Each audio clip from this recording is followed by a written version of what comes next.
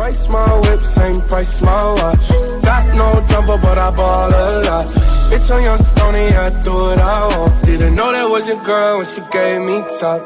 Kicked out the road, said thanks a lot. Assalamualaikum warahmatullahi wabarakatuh. Kami dari kelompok 1 Samudra Pasai ingin presentasikan hasil kerja kami.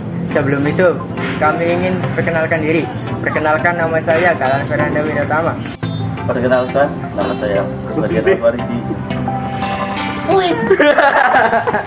Perkenalkan, nama saya Fajar Jelani Sidik. Perkenalkan, nama saya Dandi Alfianto. Perkenalkan, nama saya Muhammad Gerli S. Good job. Berikut penjelasannya. Kerajaan Samudra Pasai dari sumber sejarah berupa catatan Ibnu Battulah dapat diputuskan bahwa Kerajaan Samudra Pasai berdiri lebih awal dibandingkan dinasti Utsmani di Turki. Kira-kira pada 1297 Masehi. Pendapat ini dikuatkan dengan catatan Marco Polo, saudagar dari Venesia, Italia yang singgah di Sumatera Pasai pada 1292 Masehi. Latar belakang 1. Latar belakang. Menurut para ahli sejarah Eropa, Kerajaan Samudra Pasai muncul sekitar pertengahan abad ke-13 dengan Sultan Malik Al-Saleh sebagai raja pertamanya. Pada awalnya, kerajaan ini adalah kelanjutan dari kerajaan-kerajaan pra-Islam yang sudah ada sebelumnya. Nazimuddin Al-Kamil adalah laksamana laut dari dinasti Fatimiyah di Mesir yang berhasil menaklukkan kerajaan Hindu-Buddha di Aceh dan mendirikan kerajaan di Pasai. Setelah Nazimuddin Al-Kamil wafat dan Pasai dikuasai oleh laksamana Johan Jani dari Pulaiwe, dinasti Memeluk yang menggantikan dinasti Fatimiyah berniat untuk merebut kerajaan pendahulunya. Latar belakang 2. Mereka kemudian mengutus pendakwa bernama Syekh Ismail dan Fakir Muhammad yang sebelumnya berdakwah di pantai barat India untuk ke Pasai. Di Pasai, dua pendakwa tersebut bertemu dengan Mewurasilu, salah satu anggota angkatan perang kerajaan Pasai. Syekh Ismail dan Fakir Muhammad berhasil memujuk Mewurasilu untuk memeluk Islam dan mendirikan kerajaan Samudra untuk menandingi Pasai. Akhirnya Mewurasilu masuk Islam dengan gelar Sultan Malik Al-Saleh dan diangkat menjadi raja pertama kerajaan Samudra.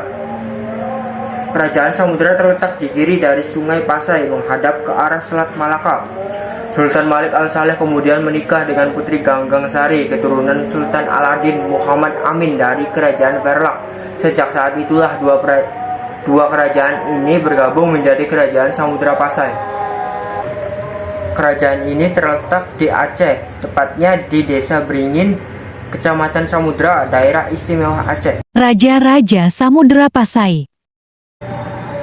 Raja yang pernah memimpin: Sultan Malik Al-Saleh atau Mewurasilu, Sultan Malik Az-Zahir, Sultan Ahmad I, Sultan Al-Malik Az-Zahir II, Sultan Zainal Abidin, Sultan Malikah Nahrisyah, Sultan Zainal Abidin II, Sultan Salahuddin, Sultan Ahmad II, Sultan Abu Zaid Ahmad III, Sultan Ahmad IV, Sultan Mahmud, Sultan Zainal Abidin III, Sultan Muhammad Shah II, Sultan Al-Kamil, Sultan Abdullah, Sultan Muhammad Shah III, Sultan Abdullah, Sultan Ahmad V, Sultan Zainal Abidin IV.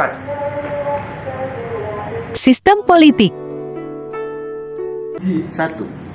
Memiliki penjabat-penjabat yang membantu menjalankan pemerintahan, Menteri, Hulu Balang, Sida-Sida, Membuai Pandita, dan beberapa pembesar istana lainnya.